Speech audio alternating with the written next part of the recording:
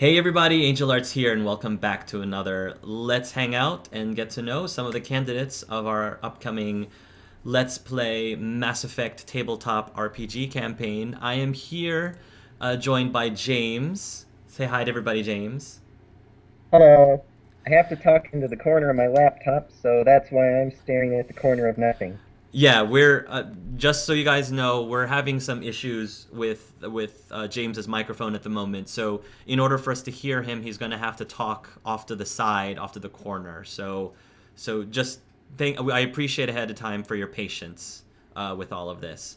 But yeah, we want to make sure that James is well heard, so we can hear all the things that he has to say as we're hanging out with him tonight. Thank you so much, James, for being with us. And thank you for the opportunity. Sure, of course. So let's go ahead and start by getting to know you the player first as a person. My first out of character question for you, James, is what is it about the Mass Effect universe that interests you? That's actually kind of a trickier question. I mean, I've always been a fan of sci-fi stuff.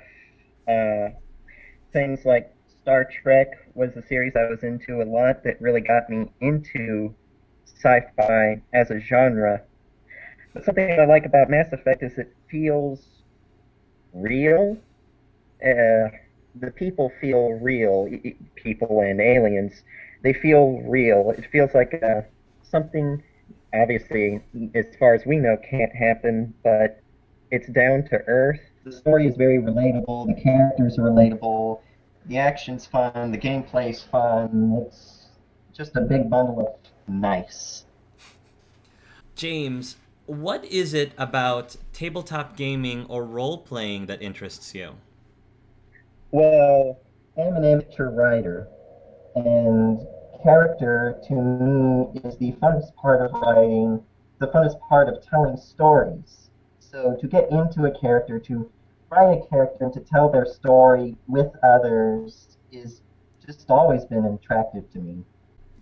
Tabletops just provide that so much better, I feel, because they require a bit more imagination as opposed to something that has a more visual side to it. And there's just a greater realm of storytelling to it. Why do you believe that you would be a good fit for my DMing style? Well, as I said before, I'm a story and a character person. Speaking from experience, in the one other time I was part of a tabletop RPG, we had a killer DM, and that was not fun. So having something that's a lot less life or death combat situation right out of the gate and more about the characters and how they interact, that to me is something that I could get along better with. I have one more out of character question, James, and that is what do you believe makes you a good player to game with the other players? I like to think that as a player, I'm good enough on the schedule. I'm good enough on just being a not jerk to get along with the people as much out of character as much in character. That by being a good person, I can be a good player at the same time. So, James, let's move on and let's do some role playing. So, let us pretend that your character is applying for a position to join the crew of a very well renowned ship. And you can decide for yourself what the purpose of this ship and crew is for, if it's military, if it's commercial, if it's entertainment, anything along those lines. You can decide for yourself what the purpose is so that it fits your character concept. You are going to be you have an appointment with a gentleman by the name of Liam Vathaniel Musey. You don't have to memorize that name right now, but if you do get selected into the campaign, that name might have more significance to you in the story. But for the time being, Liam Vathaniel Musey is sort of a headhunter of sorts. He's sort of the go-between between the crew and the candidates that will be joining the crew. and you are going to be arriving in his office building, one of the taller buildings in the Citadel. You go up the elevators, and the elevator ride is about as entertaining as the elevator ride in Mass Effect 1. And then you make your way to the front office. There is a lady, a secretary with glasses. She looks up and she greets you with a very warm smile, and she says, "Yes, sir, may I help you?" My name is Kalris'Vaya Daron. I was here by appointment to meet with your boss in regards to the ship positions. She's going through the papers. Ah, yes, Mr. Kalris'Vaya. You're early. That's good. Mr. Musi appreciates punctuality. Please, come with me. She will escort you towards the office. While they are doing that, could you very loudly and clearly, James, give us a physical description of your character, including race? Kalris is a male quarian. He stands about 5'9". He's very lithe build, very small even by quarian standards. Somewhere between the ages of 18 to 21. He wears unassuming quarian clothing over his suit. The only noticeable thing is that he always seems to be carrying a pistol. Other than that, he's just a run-of-the-mill quarian. The woman will take you to the office, and it is a very well furnished office, complete with extra cushy seats. One of the things that you notice even through the filters of your mask is the slight scent of lavender. And seated at the table is a young man, very well dressed in an orange pinstripe suit, his hair slicked back. He looks up to your direction. He gives you a bright smile. He gets up and he says, "Mr. Kalris'Vaya, excellent. I've been expecting you." And he holds up a hand to shake. Kalris would take the hand and shake it, standing behind one of the chairs. "You had an appointment to see me, sir." Yes. Thank you very much for being on time. Early, actually. Please have a seat. And tell me, Mr. Vaya, would you care for something to drink? What is your beverage of choice? We do have straws in the kitchen, by the way. I would prefer not to have anything to drink, sir. All right. Fair enough. Very well. He says, why don't we go ahead and begin with the questions then? So, Mr. Vaya, what is your expertise, would you say? I am a quarian. My expertise has always been in the mechanical and the technical. If you can break it, I can put it back together 6 different ways and have it function as intended. What if we wanted it to function not as intended? And I could probably come up with 12 different ways. I like that, he says. You are currently on your pilgrimage, is that my understanding? That is true. What specifically are you hoping to bring back to your people during your pilgrimage? What are you seeking out specifically?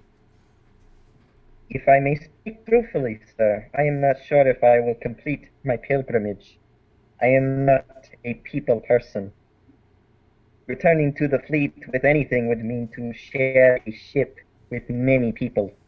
I am not one for these tight, cramped quarters. I see. Huh.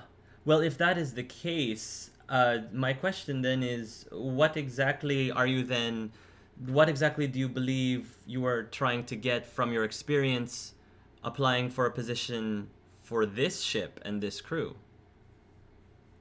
My experiences will provide themselves. I am simply here as a means to provide them. Think of me almost like a machine. I will stay out of the way, I will stay out of trouble, and if it is broken, I will fix it. I am not here to be a people person, I'm here to do a job, sir. Ah, all right. I think I'm starting to get an idea of what you're all about, Mr. Vaya. So, You said that you are able to fix things and make them in different 6 or 12 different ways. Is there anything else that you believe you are able to contribute to this crew and this ship? For one, I am a perceptive person. Nothing can escape my eye or my ear. Even from within this mask, I can see throughout the room little things here and there. And pat at the pistol on his hip and say, I am also useful when it comes to firearms. What specifically? Which specific firearms? Just handguns, or are you well versed in other weapons as well? Sniper rifles, sir. Ah, excellent. That'll probably come into play in one of my future questions, he says. So, Mr. Vaya, allow me to propose a few hypothetical questions to you. There aren't necessarily any right or wrong answers to these questions. I would just want to provide a scenario, and you can, as best as you can, truthfully answer how you would react to such a situation. Let's say that you are indeed chosen and selected to be a part of this crew on this ship.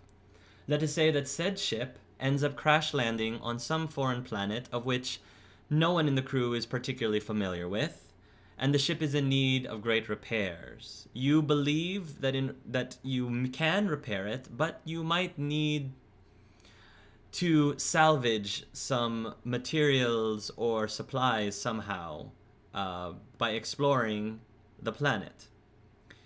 So, the crew, the captain, including yourself, decides to go out into the wilderness.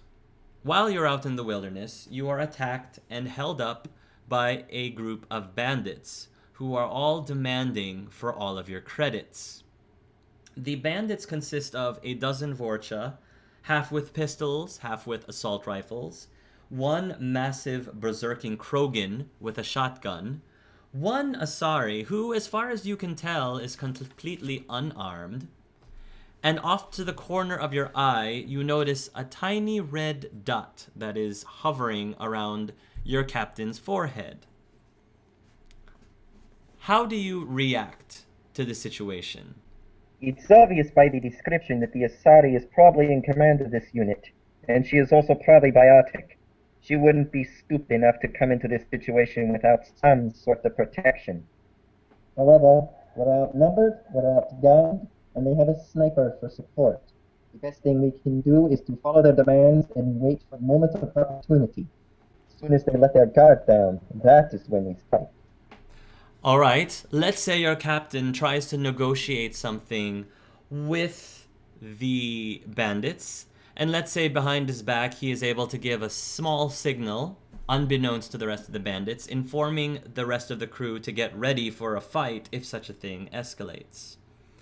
Let us say that there is a point in time when the bandits have appear to have their guard lowered, and the captain gives the signal to attack.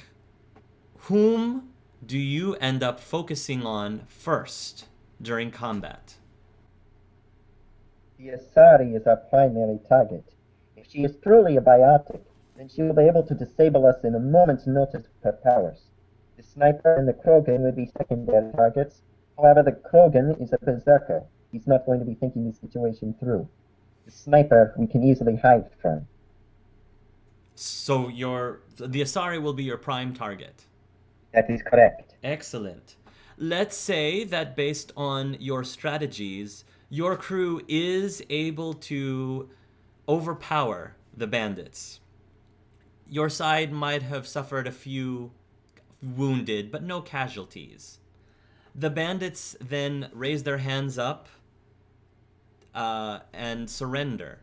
If it were up to you and not the captain, what would you have happen next? These bandits have threatened our lives with no provocation. Are they as deserving as mercy as the captain may think? No. If we kill them now, they will not be able to report back to their people, and even if we keep them prisoner, there is always the chance that they may escape. They are a liability in any case. Kill them now. Okay. All right. That is the last question I want to ask for that specific scenario. Allow me to pose another scenario for you, Mr. Vaya. Let us say that you are the eyewitness to a crime. A man robs a bank. You witness this, but instead of keeping the money, the man donates the money to a poor orphanage that can now afford to feed, clothe, and care for its children. Clearly, you know who committed the crime.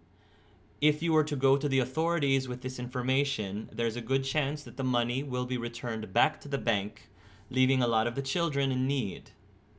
What do you do?